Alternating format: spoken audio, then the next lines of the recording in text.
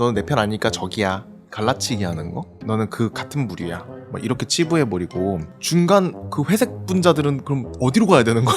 사람을 평가하는 데 있어서 중간은 없고 그냥 선과 악 이렇게 두 가지로 구분짓는 거? 유재석처럼 살기보다 박명수처럼 사는 게 마음 편하다. 저는 이것도 굉장히 미성숙한 이분법적 사고라고 생각하거든요. 안녕하세요. 삶에서 마주하는 다양한 문제들에 답해보는 시간 드로앤드루의 자립공부 시간입니다. 보ግPD 우리 이제 자립공부 시작한 게 3주 정도 됐어요. 저는 이거 시작하고 댓글이 많이 달리는 게 그렇게 좋더라고요. 한 가지 흥미로운 질문이 하나 들어와가지고 이거를 오늘 소재로 써야겠다 해서 가져왔거든요. 이런 댓글이었어요. 요약해보자면 현실적인 그 상황에 맞춰서 그 속에서 행복을 찾는다는 말에는 공감이 되었대요. 근데 글쓴이도 이제 삶에서 소소한 행복을 찾는 삶을 살아왔는데 최근에 가족들이랑 대화를 하다가 그렇게만 살면 더 나은 미래를 위해 도전하지 않게 되고 안주하게 돼서 자기 자신을 제한할 수 있지 않을까 하는 걱정이 들었대요. 저출산 관련. 그 영상에 달린 댓글이었어요. 이 댓글을 짧게 얘기해보면은 도전하는 삶 vs 안주하는 삶 어떤 것이 정답인가 이거인 것 같아요. 도전하는 삶을 살아야 되냐 그냥 만족하는 삶을 살아야 되냐. 보경PD는 어떻게 생각해요? 저는 완전 도전하는 쪽이에요. 직업을 여러 번 바꾸기도 했고 그냥 만족하면서 사는 친구들도 있거든요. 서로 이해 못해요. 저는 아니 너는 더 많은 재능을 가지고 있고 내가 봤을 때 너 이거 너무 잘하니까 이거 제발 해 이러고 얘는 아니 지금 만족스러워 너나 해 약간 이런 느낌이라서 그냥 성향 기질마다 다르지 않을까. 저는 어떤 삶인 것 같아요? 도전하는 쪽인 것 같아요. 제가 막 항상 이렇게 파이팅 넘치고 막 도전! 막 이렇게 하는 것 같아요? 아니요 그건 아닌 것 같아요. 또 안 그런 것 같기도 하죠. 그래서 오늘은 이 질문에 대한 저의 생각을 좀 얘기해 보려고 하는데 긍정적인 사고의 중요성을 얘기할 때 자주 하는 말이 있어요. 이거 반 정도 물이 차 있는 컵을 보면서 물이 반이나 차 있네? 이런 사람이 있고 뭐야 물이 반밖에 안 차 있잖아? 이렇게 말하는 사람이 있잖아요. 우리는 항상 물이 반이나 차 있네? 이렇게 살아야 된다 라는 식으로 교육받은 거예요. 맞아요. 그쵸? 마치 물이 반밖에 안 차 있잖아. 이거는 나쁜 행동이다. 이 얘기는 그렇게 되죠. 그런데 저는 이게 사람마다 자기가 처한 상황이나 환경이나 현재 그 경험하고 있는 것들이 다르기 때문에 어느 게 맞고 어느 게 틀리다고 말할 수 없다고 생각해요. 예를 들면 물이 반이나 차 있네 라고 해도 물이 반이나 차 있네? 이 물을 마중물로 이용해서 더 많은 물을 얻어야겠다 라고 하는 사람이 있고 물이 반이나 차 있네? 이걸로 그냥 만족하면 살아야겠다 하는 사람이 있고 물이 반밖에 안 차 있잖아. 어떻게 하면 더 많은 물을 구할 수 있을까? 하는 사람이 있고 물이 반밖에 안 차 있네. 이번 생은 망했어. 이렇게 말하는 사람이 있어요. 이렇게만 생각해도 벌써 4가지 경우가 나와요. 좀 더 풀어본다면 더 많은 경우의 수가 나올 거예요. 무슨 얘기인지 알겠죠? 그래서 저는 단순히 물이 반밖에 없네? 반이나 있네? 이 두 가지로 나눠가지고 사람을 판단해서는 안 된다는 거죠. 이렇게 보면은 둘 다 틀린 게 아니잖아요. 그냥 다른 거일 뿐이지. 저는 제가 긍정적인 편인 것 같아요. 그렇게 살아왔고 그렇게 살려고 노력했고 제 성격 기질 검사에서도 봤을 때 저는 어떤 문제가 닥쳤을 때 그 문제에 대해서 너무 깊게 들어가지 않는데요. 오히려 그걸 너무 좀 이건 문제 아니야 라고 내가 하고 이건 힘들지 않아 이렇게 하는 게 좀 있대요. 그래서 그게 좀 심해지면 나를 더 힘들게 할 수도 있대요. 너무 이제 과하게 긍정적으로만 생각하니까 그게 어느 순간 터져버릴 수 있다는 거죠. 굳이 따지자면 저는 물이 반이나 있네 이거를 이용해서 더 많은 물을 얻어보려고 노력해야겠다 라고 하는 편이긴 해요. 그래서 어떻게 보면은 내가 가진 거에 감사할 줄도 알고 그리고 내가 더 나은 것들을 위해서 노력하려고 도전하는 편이기도 하죠. 그래서 나한테 안주하는 삶이 좋아요? 도전하는 삶이 좋아요? 하면 저는 안주도 하고 도전도 해요 라고 할 수밖에 없는 거예요. 어느 한편으로 설 수가 없는 거죠. 제가 예전에 그 프리웨이라는 책에서도 얘기한 적이 있어요.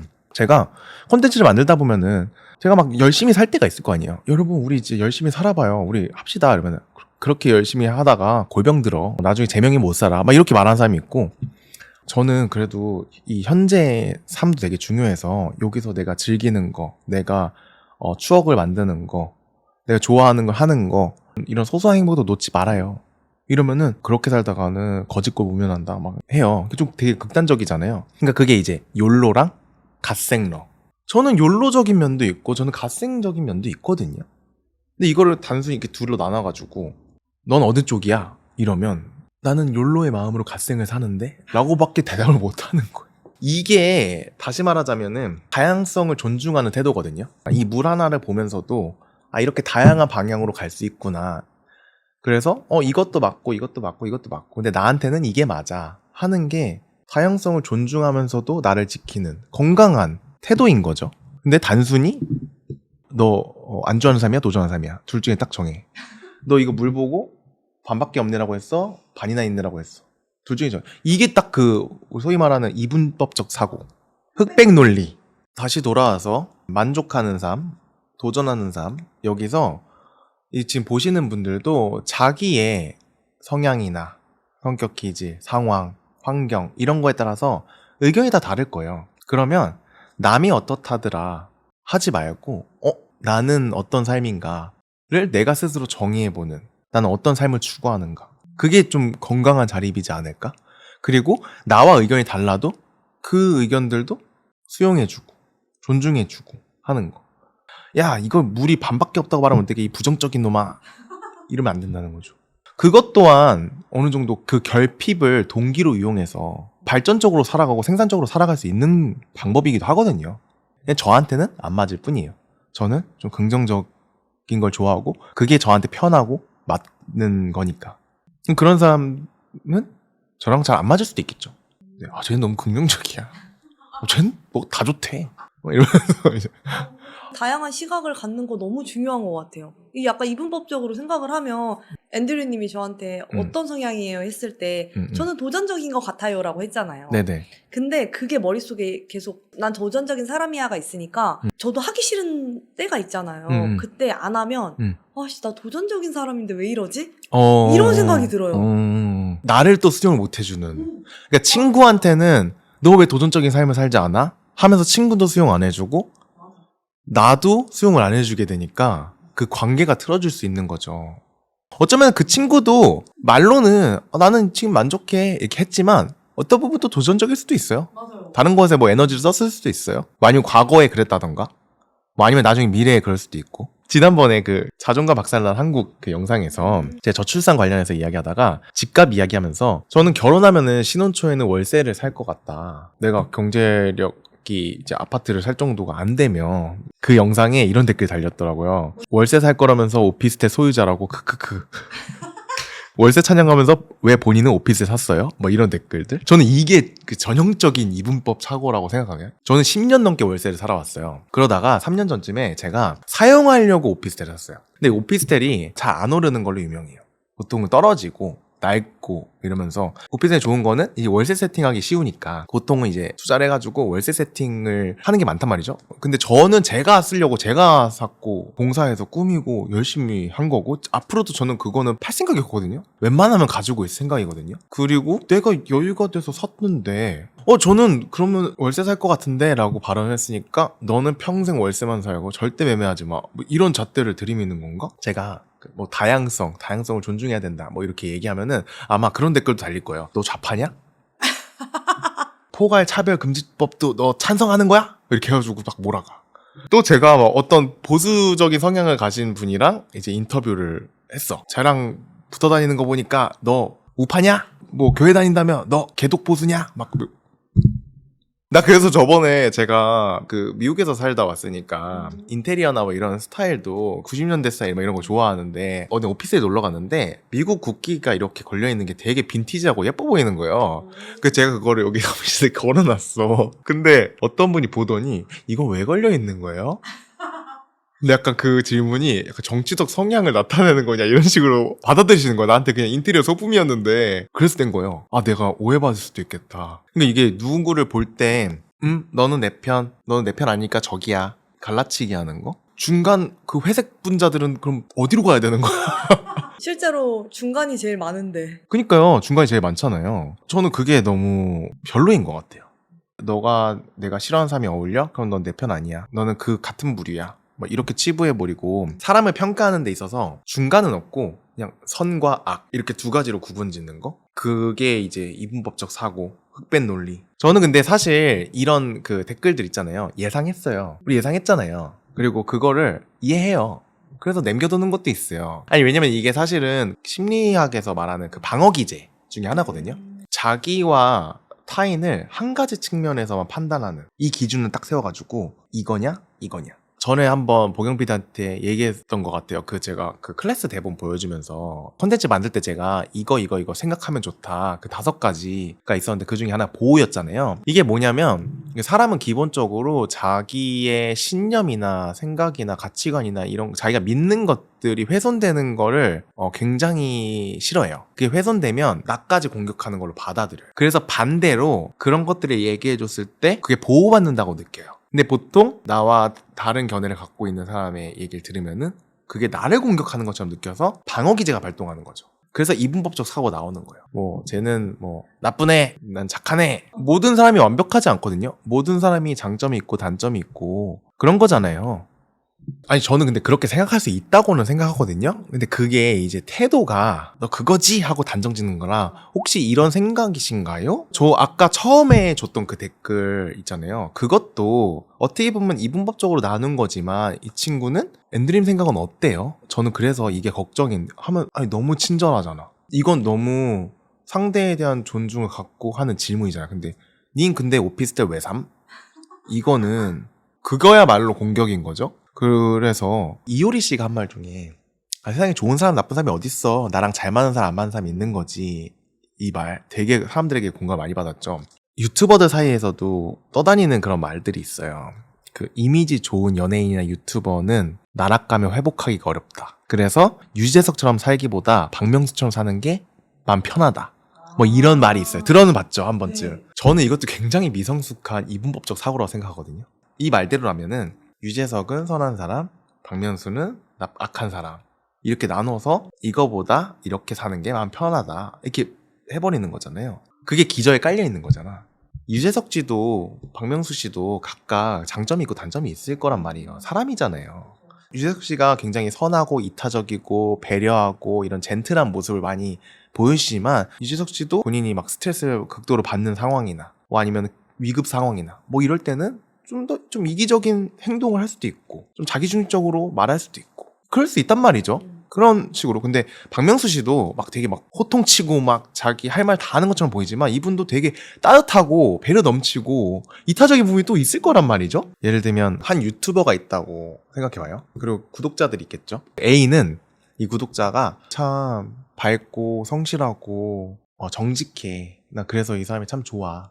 근데 이 사람도 사람이니까 되게 힘든 부분도 있을 거고 짜증도 낼 거고 화날 때도 있을 거고 그러겠지 하는 사람이 있어요. B는 이 유튜버는 참 성실하고 정직하고 밝아, 이 사람은 정말 완벽할 거야, 이렇게 생각하는 사람이 있을 거예요.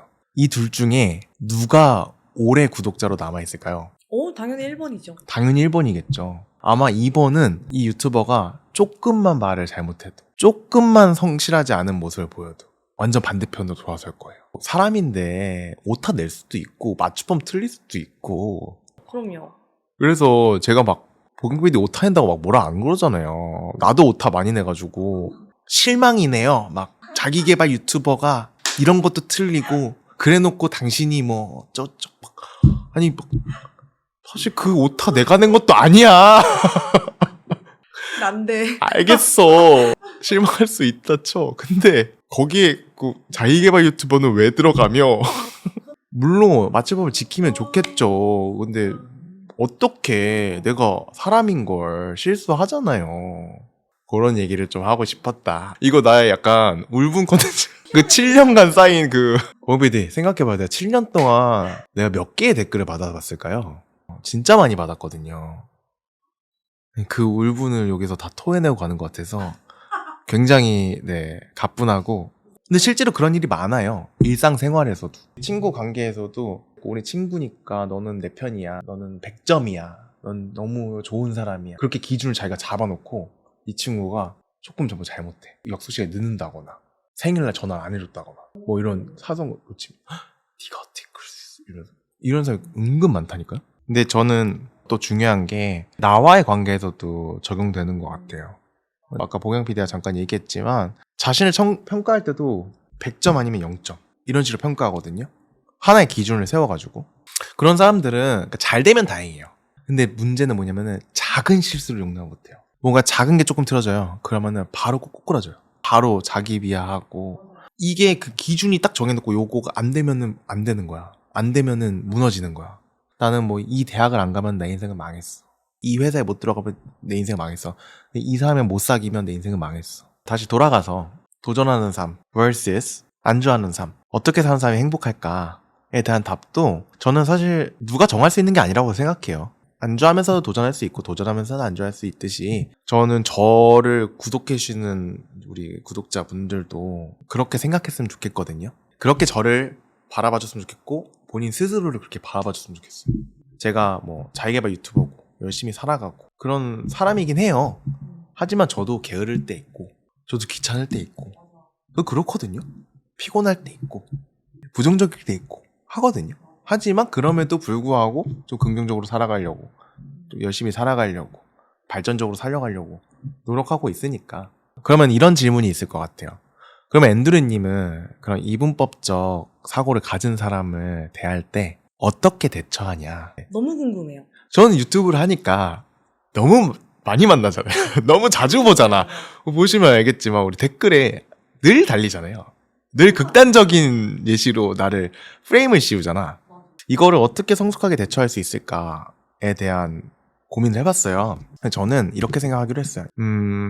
이 또한 내가 수용할 수 있어야 된다. 제가 얘기했잖아요. 그러니까 다양성을 수용해주는 게 성숙한 행동이라고. 이 또한 같은 컨텐츠를 보고 할 수 있는 반응인 거죠. 저는 그래서 그런 댓글을 다는 사람들, 그렇게 말하는 사람들을 미성숙하게 보기로 했어요. 그리고 그거는 보통 컴플렉스일 경우가 많아요. 어떤 컴플렉스를 건드린 거죠, 제가. 저는 의도하지 않았지만 그게 상처를 줬을 수도 있는 거죠. 그 발작 버튼을 내가 눌렀을 수도 있는 거죠. 내 발작 버튼 눌렀으니까 나 너 때려도 돼는 아니거든요. 나 발작 버튼 눌렸다고 으행 해버리면 그건 애기들이잖아.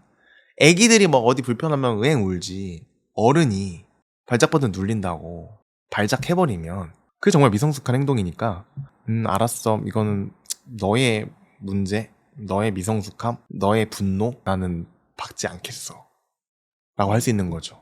저는 저와 다른 의견이 있는 거에 대해서 너무 환영이에요. 다른 의견이 있는데 그거를 비난조로 얘기하거나 극단적으로 이분법도 나눠서 말하는 거 그게 문제라고 생각을 해요. 그리고 그런 댓글들은 또 되게 짧아요. 근거, 논리 이런 게 없어. 맞아. 의행하듯이 한 줄 딱 쓰고 도망가는 느낌? 밟혔으니까 꽥해야지. 예전에는 고정했거든. 저도 미성숙했던 거예요. 저도 그래서 죄송합니다. 제가 그때 상처드렸던 분들. 친구 사이에서도 가끔 너 왜 그때 그렇게 얘기했는데 왜 지금은 그렇게 얘기해? 난 너가 이런 행동을 해서 이런 애인 줄 알았는데 너 그런 애 아니었네? 이런 경우도 있어요. 이제 알았어? 몰랐어? 앞으로 잘 알아가 보자. 근데 그거는 되게 예의 바른 말이네. 그럼 물어보는 거잖아요. 내가 나 이렇게 했어. 그랬더니 너 뭐뭐야? 하나의 레이블을 붙이는 거죠. 누가 그러면 그렇게 생각할 수도 있겠구나. 근데 아니면 아니에요 라고 얘기할 거고 맞으면 맞아요 라고 얘기할 건데 저는 물이 반컵이나 있네 이 물로 더 많은 물을 만들어 보자 에요 라고 얘기할 것 같아요. 근데 이 사람이 납득을 못해. 그러면 오케이. 너가 납득을 안 해준다고 내가 못 살아나갈 건 아니잖아요. 얘가 인정을 안 해준다고 내가 인정을 못 받는 건 아니잖아요. 반박시 네 말이 맞음. 근데 원래는 내가 맞음. 그래서 저는 꼭 다리공고 보시는 분들 중에 혹시 나도 쉽게 이분법적 사고로 누군가를 판단하진 않았나 생각해보면 좋을 것 같아요. 그런 거 되게 많을걸요? 그런 것들을 좀 조심해야 할 필요가 있다. 네, 좀 더 열린 사고로 다양한 사람들이 있고 다양한 의견이 있을 수 있다는 거 그거를 좀 더 수용해주고 그리고 나와의 관계에서도 수용해주고 그게 건강한 자립의 태도이지 않을까. 삶에서 마주하는 다양한 문제들을 답해보는 드로앤드루의 자립공부 시간. 우린 다음에 또 만나요. 안녕.